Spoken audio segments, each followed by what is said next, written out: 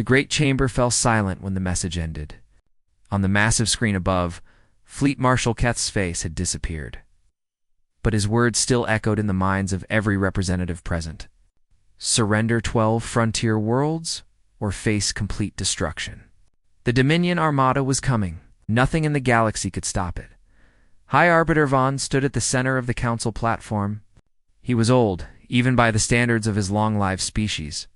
He had led the Galactic Council for 300 years, guiding it through countless crises. But he had never seen fear like this. The representatives of 47 species sat before him, and not one of them had hope in their eyes. "Our combined fleet numbers 400 vessels," said Councillor Dreth, his voice shaking. "Intelligence reports confirm the Dominion commands over 1,200 warships. The mathematics are clear. We cannot win this war." Murmurs of agreement spread through the chamber. Some representatives were already calculating how quickly they could evacuate their home systems. Others wondered if surrender might be the wiser choice. At least their people would survive as slaves rather than die as corpses. "Ambassador?" Rin watched the panic spread with growing frustration. She was young for a diplomat, barely 2 centuries old, but she remembered something the others had forgotten. Or perhaps something they had chosen to forget. "There is another option," she said, rising from her seat. The chamber turned to look at her.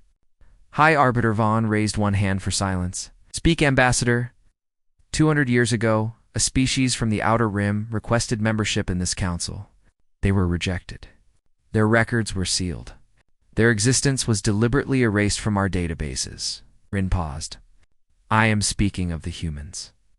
Laughter erupted from several sections of the chamber. Councillor Dreth shook his head with obvious amusement. "The humans. Those primitives confined to a single planet? They possess no interstellar capability whatsoever. They spend their time fighting among themselves over resources and territory. What could they possibly offer us?" "I was present at their rejection hearing," Rin said quietly. "I saw the delegation they sent. I looked into their eyes when we told them they were too dangerous, too aggressive, too unpredictable to join galactic civilization." She paused. They did not argue. They did not beg. They simply nodded and left. And the look in their eyes was not defeat. It was patience. "You suggest we ask savages for help?" Dreth laughed again. "Even if they wanted to assist us, they have nothing. No fleet, no advanced weapons. Nothing but chemical rockets and primitive satellites." High Arbiter Vaughn considered the proposal for a long moment. Then he shook his head. "The motion is dismissed. Humanity is irrelevant to this crisis. We will focus on realistic options." He turned to address the full council. "Emergency session will continue tomorrow. All military commanders are ordered to begin defensive preparations immediately."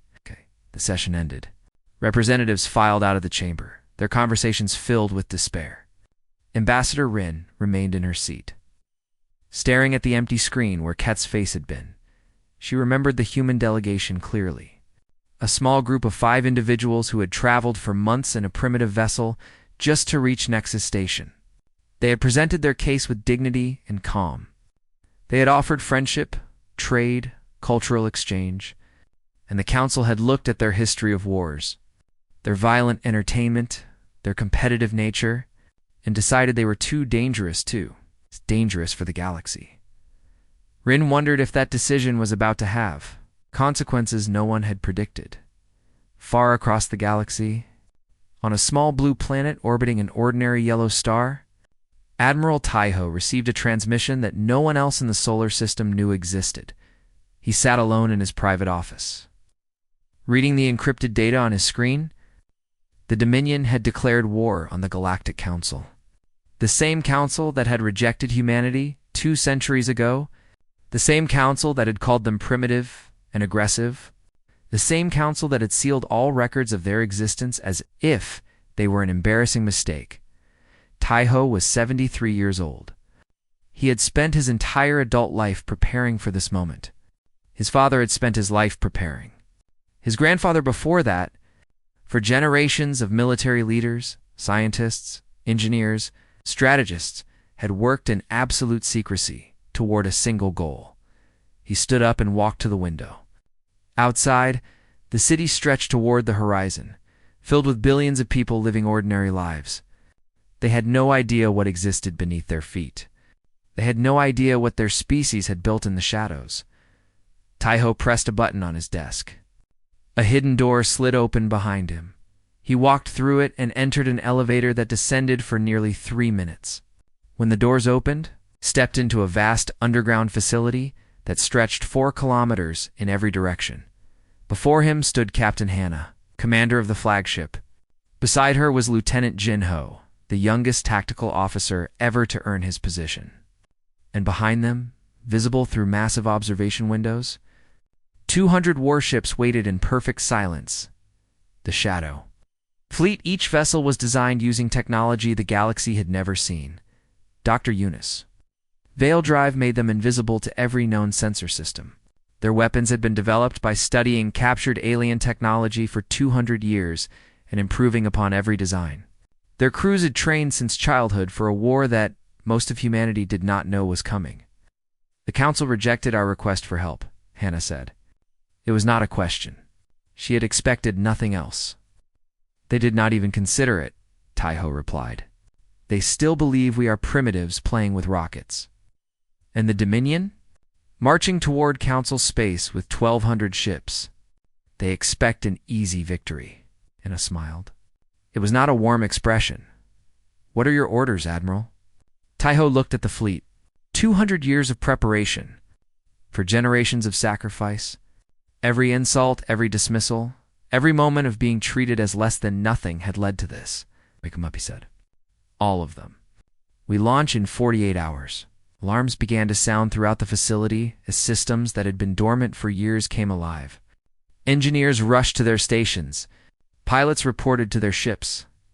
The greatest secret in human history was finally being revealed. But only to those who needed to know. The galaxy had forgotten about humanity. They were about to remember. The Shadow Fleet rose from Earth like ghosts leaving their graves. 200 warships emerged from hidden bases scattered across the solar system. Some launched from beneath frozen moons. Others rose from asteroid fields where they had waited for decades.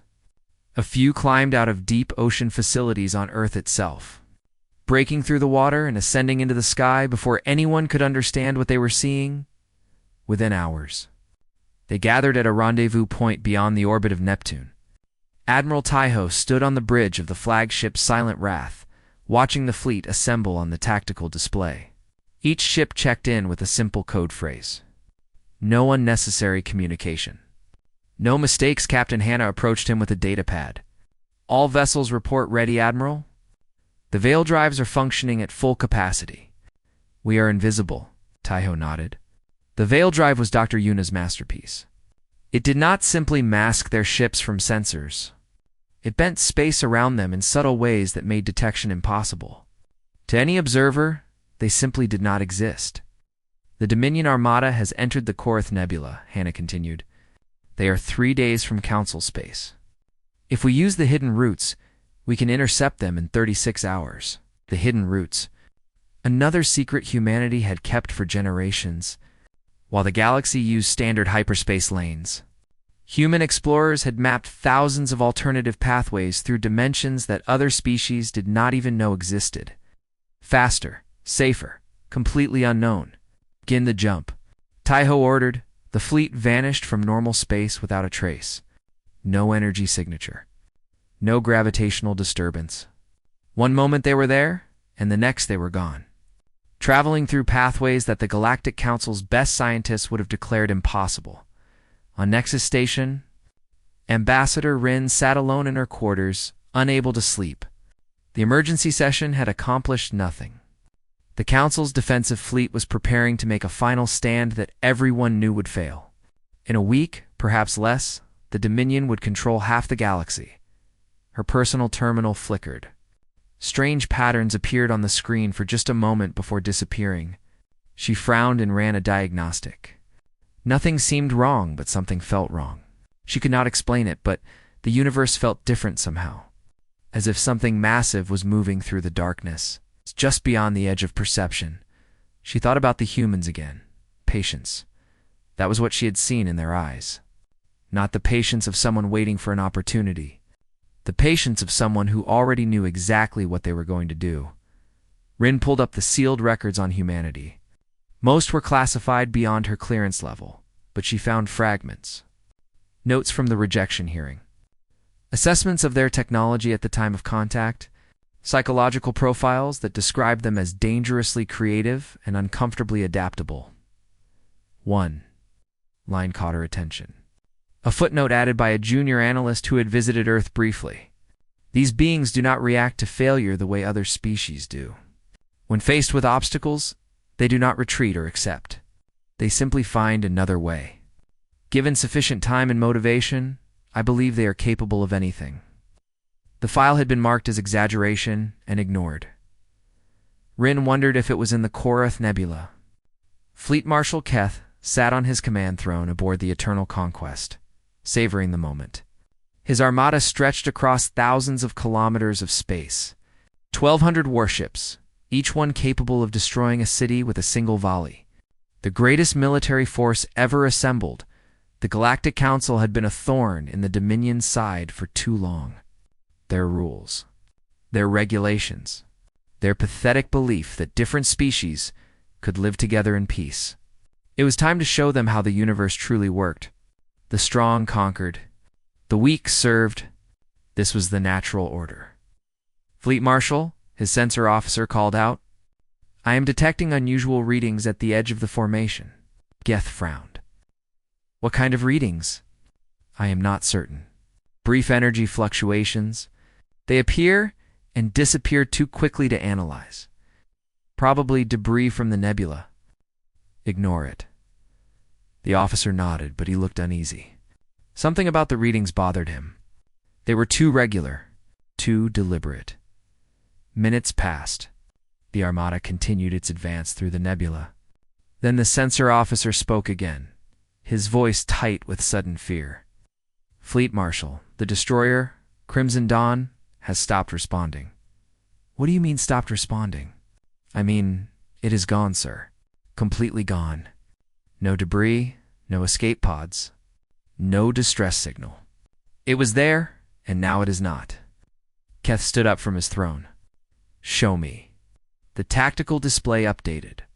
Where the Crimson Dawn had been, there was nothing but empty space, as if the ship had never existed. "Sensor malfunction," Keth declared. "Run a full diagnostic." But before the diagnostic could complete, another ship vanished. Then another. Then 5 more at once. The tactical display showed red warning lights, spreading through the formation as vessels disappeared without explanation. Panic began to spread through the Armada. Communications channels filled with confused reports. Ships fired their weapons into empty space, hoping to hit whatever was attacking them. They hit nothing. Keth watched his fleet dying and could not understand what was happening.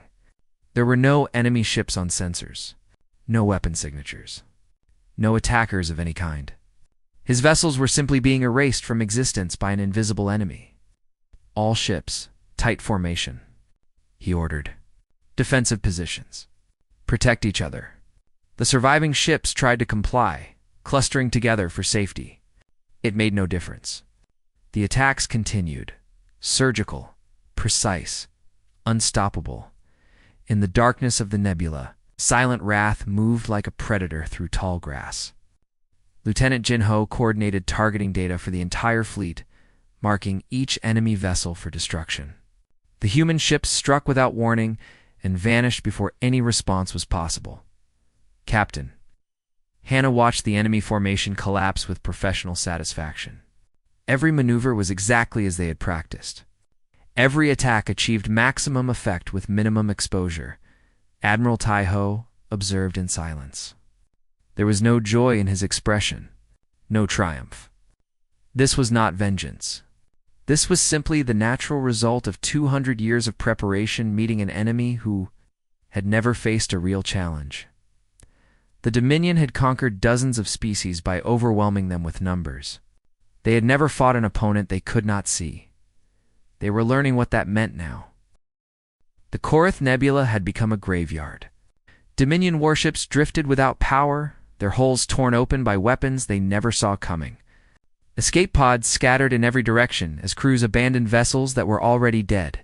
The proud Armada that had terrorized 100 worlds was being taken apart piece by piece by an enemy that did not seem to exist. Fleet. Marshal Keth stood on the bridge of the Eternal Conquest, watching his empire crumble around him. In 3 hours, he had lost over 400 ships, 400 of the most powerful vessels in the galaxy, destroyed by ghosts. What are they? He demanded of his officers. How can they be invisible to every sensor we have? No one could answer him. The Dominion had spent centuries developing their detection technology. They could track a single escape pod across an entire star system. They could identify enemy ships by the heat signature of their engines from millions of kilometers away. But whoever was attacking them left no trace at all.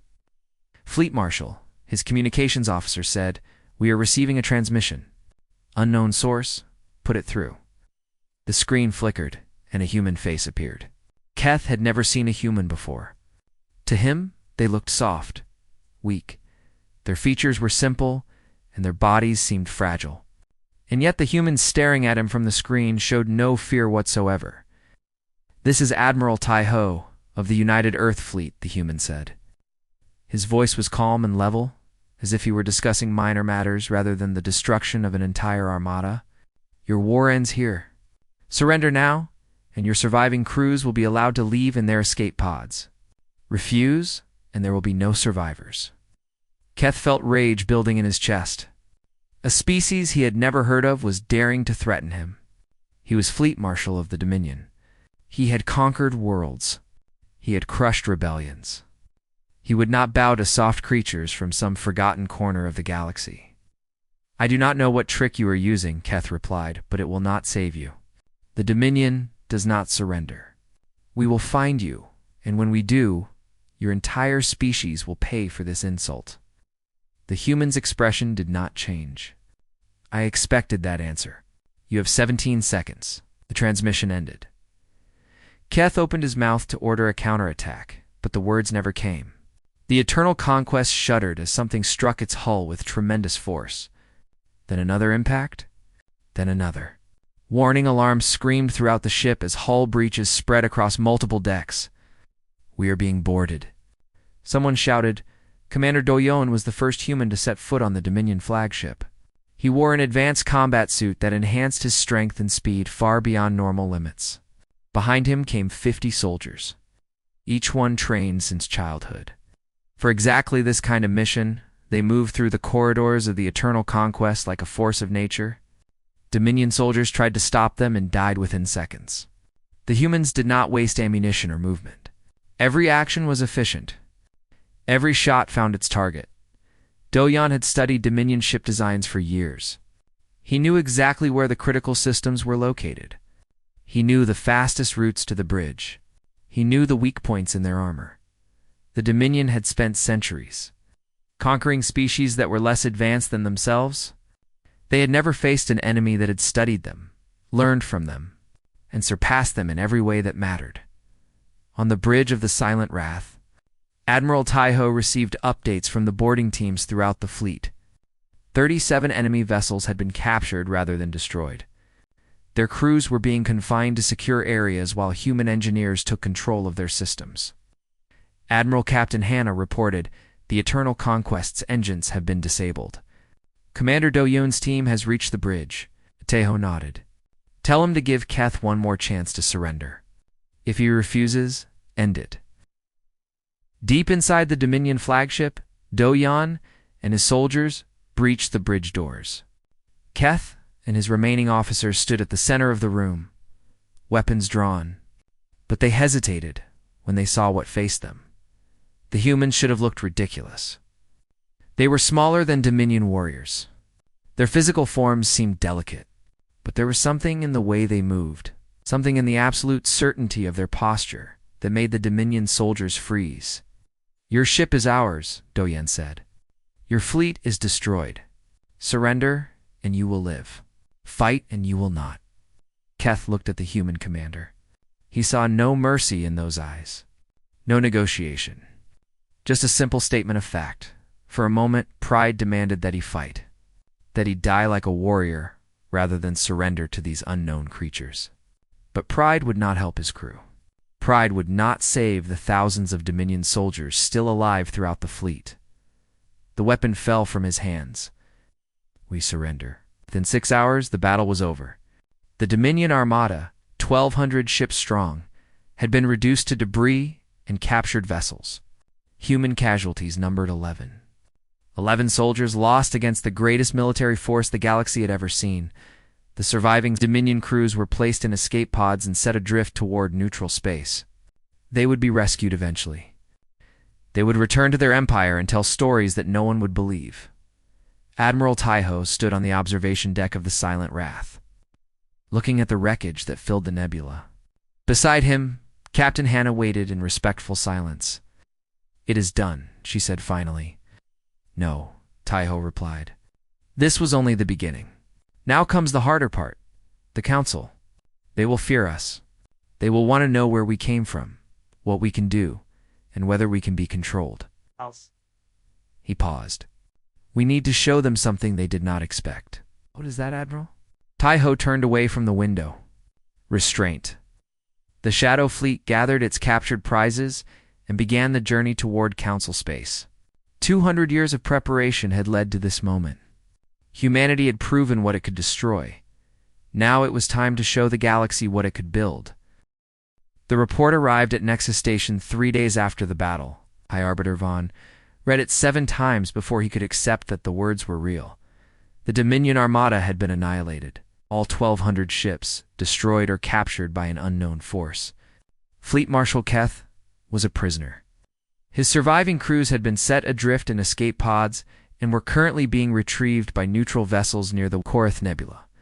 The Council's own fleet had never fired a single shot, had been preparing for a final defense that would never come. Someone else had fought their war for them, Huvon demanded of his intelligence officers. Who did this? No one could answer. The sensor data from the battle was useless, and the attacking ships had been completely invisible. It's the only evidence of their existence came from the aftermath they left behind, and the testimonies of traumatized Dominion survivors who spoke of ghosts that killed without being seen. Counselor Dreth burst into Vaughn's private chamber, his face pale with disbelief. "The reports are accurate. I have confirmed them myself. Someone destroyed the entire Dominion fleet in less than 6 hours. Someone with technology far beyond anything we possess," Vaughn said quietly. "Someone who chose to save us rather than let us die. Why?" Before Dreth could respond, the communications system activated with an emergency alert. Transmission was being broadcast on every frequency across Council space. Every screen, every terminal, every device capable of receiving a signal was displaying the same image: a human face. Vaughn recognized the species immediately. He felt the blood drain from his face as 200 years of deliberately forgotten history came rushing back. 200 years ago, the human began. Humanity came to this council seeking friendship. We offered trade, cultural exchange, and partnership among the stars. We were rejected. You called us too dangerous, too aggressive, too unpredictable. You sealed our records and pretended we did not exist." The human paused, and his eyes seemed to look directly at Vaughn, despite the transmission being sent to billions of viewers across the galaxy. "So we returned home. We did not complain, did not demand reconsideration. We simply accepted your decision and began to build. For 200 years, in complete secrecy, we developed technologies you cannot detect, weapons you cannot counter, and ships you cannot see.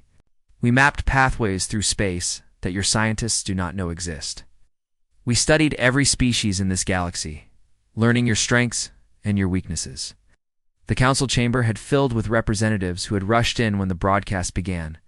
They stood in stunned silence, watching the humans speak. "When the Dominion Armada came to destroy you, we destroyed them instead. 1,200 warships eliminated in 6 hours. Your enemy is gone.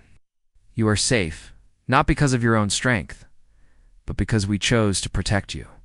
The human leaned forward slightly, and his voice grew harder. "We ask nothing in return. We expect no gratitude. But let me be clear about something. The species you dismissed as primitive now controls technology that makes your most advanced weapons look like children's toys. We can go anywhere. Strike anywhere. Disappear before you even know we were there, and you cannot do anything to stop us. Silence filled the galaxy as trillions of beings waited for what would come next. We are no longer asking for a seat at your table.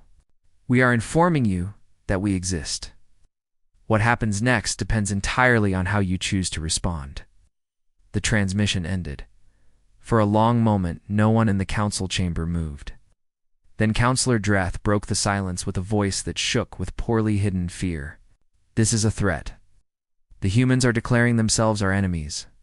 We must respond with force. We must show them that the council will not be intimidated. With what force? Ambassador Rin asked calmly from the back of the chamber. Did you not hear what he said? We cannot detect their ships.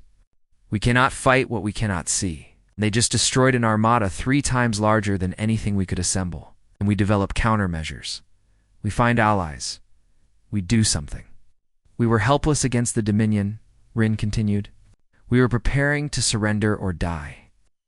The humans saved us, and they asked for nothing in return. Perhaps the wiser response is not to treat them as enemies, but to acknowledge what they did and attempt to build a real relationship. Dreth laughed bitterly. Build a relationship with a species that spent 2 centuries preparing to destroy us. They did not destroy us. They could have. They chose not to. Rin stepped forward, addressing the full council. 200 years ago, we rejected them because we feared what they might become. Look at what they became. Despite having every reason to hate us, they used their power to protect us. That tells me something important about who they really are. High Arbiter Vaughn raised his hand for silence.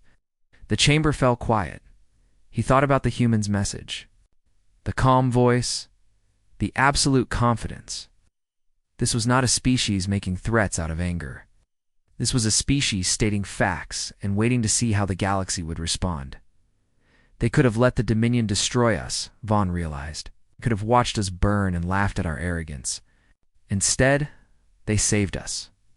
Why? The answer came to him slowly. Perhaps because they wanted to prove something, not to us, to themselves. We will send a diplomatic delegation to Earth, Vaughn announced. I will lead it personally. We'll acknowledge what they did, apologize for our past mistakes, and attempt to establish genuine dialogue. High Arbiter, Dreth protested. This is madness. You would bow to these creatures? Vaughn turned to face him. I would show them the respect they have earned, something we failed to do 200 years ago. Looked around the chamber at the gathered representatives. The humans have changed the balance of power in this galaxy forever. We can either adapt to that reality or be destroyed by it. I choose to adapt. The decision was made.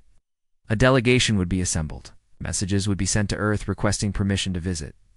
And across the galaxy, species who had never heard of humanity before began to whisper about the ghosts who came from nowhere and saved the thieves. Council from Annihilation. The universe had a new power, and no one knew what they would do next. 3 months passed before the Galactic Council delegation arrived in Earth's solar system. 3 months of negotiations, security arrangements, and careful diplomatic preparation. 3 months for the galaxy to process what had happened and what it meant for the future. High Arbiter Vaughn traveled aboard the most prestigious diplomatic vessel the Council possessed. With him came representatives from 37 species, including Ambassador Rin, and reluctantly, Counselor Dreth. It was the largest official delegation ever assembled for first contact with any species. They entered human space expecting to be challenged, scanned, perhaps even threatened. Instead, they found empty darkness and silence. For nearly an hour, they detected nothing at all. Then the ships appeared. Dozens of human vessels decloaked around them, materializing from empty space as if stepping out of another dimension. Each one was smaller than the Council diplomatic ship, but the technology radiating from their hulls made the alien vessel look ancient by comparison. "You are welcome in our territory," a human voice said over the communication system. "Please follow our escort to the meeting point. Do not deviate from the designated route." The council delegation obeyed. As they traveled deeper into the solar system, they passed more human ships, hundreds of them, massive construction platforms orbiting distant moons, mining operations, harvesting asteroids, a civilization that had built itself in complete secrecy. Hidden from a galaxy that had chosen to ignore them, Ambassador Rin stared at the tactical display with growing amazement. They have enough ships to threaten any power in the galaxy, and this is only what they are allowing us to see. High Arbiter Vaughn nodded slowly. I suspect their true capabilities are far greater than what we are observing. They want us to understand their strength without revealing everything. The delegation arrived at a neutral location, a large space station in high orbit above Earth's moon. The station itself was new, constructed specifically for this meeting. Its design was elegant but simple, neither threatening nor submissive. Admiral Taiho waited for them in the central conference room. Accompanied by Captain Hannah and Dr. Yuna, they wore formal uniforms without decoration or medals. Their expressions were polite but distant, like professionals meeting for business rather than old friends reuniting. High Arbiter. Vaughn approached the Admiral and performed the traditional council greeting, a gesture of respect that he had not offered to any species in over a century. Admiral Taiho, on behalf of the Galactic Council, I offer our profound gratitude for your intervention against the Dominion. Without your actions, billions would have died. Countless worlds would have fallen. Taiho inclined his head slightly. We did what we believed was right. Nothing more. Formal negotiations began. The Council offered humanity full membership, a permanent seat at the highest level of galactic governance. They offered reparations for 2 centuries of exclusion, trade agreements, technology sharing, military alliances. Taiho listened to each proposal without expression. When the council representatives finished speaking, he remained silent for a long moment. We will consider your offers, he said finally. But you should understand something. We do not need your counsel. We've built our future without your help, without your resources, without your approval. Anything we accept will be on equal terms, or there will be no agreement at all. Counselor Dreth shifted uncomfortably in his seat. You speak as if you have grievances against us. We are offering you everything you requested 200 years ago. 200 years too late. Captain Hannah spoke for the first time, her voice sharp. Do you think we forgot how your representatives looked at us? The contempt in their voices when they called us primitives. The relief on their faces when they rejected our application. We made a mistake, Vaughn admitted. A serious one. But we are here now trying to correct it. We appreciate that, Taiho said, raising a hand to calm his subordinate. But trust must be earned. You cannot simply offer gifts and expect us to forget the past. We need to see how the Council treats us when we are not useful to you, when there's no enemy to fight. When the crisis is over and ordinary life resumes, the negotiations continued for several days. Progress was slow but real. The Council agreed to open trade relations without demanding technology transfers. They agreed to recognize human territory without attempting to regulate it. They agreed to treat humanity as equals rather than junior partners. On the final day, Ambassador Rin asked to speak with Admiral Taiho privately. He agreed, and they met alone in a small observation room overlooking Earth. May I ask you something personal? Rin said. You may ask. I may not answer, why did you save us? Your species had every reason to hate the Council. You could have let the Dominion destroy us and taken whatever was left for yourselves. It would have been simpler, safer. Why risk your secret fleet for species who rejected you? Taiho looked out the window at the blue and white planet below. His homeworld, the place his ancestors had been told was not worthy of galactic civilization. Because cruelty is not strength, he said quietly. Anyone can destroy. Anyone can take revenge. We wanted to prove something to ourselves, that we could become something better than what the galaxy expected us to be. Something better than what we feared we might become. He turned to face Rin directly. For 200 years, we could have used our technology for conquest. We could have built an empire through fear and force. Some of our people wanted exactly that. But the majority of us believed in a different path. We believed that true power comes from the choice not to use it when destruction would be easier. Rin nodded slowly. And now, what comes next for humanity? We continue to grow. We continue to build. We watch the galaxy and see where we can help without being asked. And perhaps slowly we find genuine partners among the species who once dismissed us. The delegation departed Earth carrying agreements that would reshape galactic politics for generations. High Arbiter Vaughn returned to Nexus Station a changed being. Speaking of humans, not as threats, but as potential allies who had earned respect through actions rather than words. Across the galaxy, the story spread. The species from a single planet who had built an invisible fleet. The warriors who showed mercy to those who showed them none. The civilization that had been rejected and had responded not with hatred but with patient determination in hidden facilities across the solar system. Construction continued. Admiral Tai-Ho knew what others could not see. The Dominion had been powerful, but they were not unique. Other threats existed in the darkness between stars. Other empires waited for their moment to expand. Humanity would be ready, Captain. Hannah found him in the command center late one night, reviewing reports on new ship designs and expanded training programs. You never rest, she observed. The galaxy is larger than we imagined, he replied, and more dangerous. We saved the Council once. We may need to save them again. Or ourselves. Do you regret it? Revealing ourselves? We could have remained hidden forever. Tai-Ho considered the question. Outside, stars burned in the eternal darkness, each one potentially harboring civilizations that humanity had never encountered. No, he said finally. Hiding was necessary for survival. But we were always meant for something greater. Now we have the chance to discover what that is. The Silent Wrath waited in orbit, its crew ready for whatever mission came next. Beside it, the growing fleet represented not just military power, but a promise. A promise that humanity would face the future without fear, without hatred, and without forgetting the lessons of its past. The galaxy had new guardians, and they were only beginning.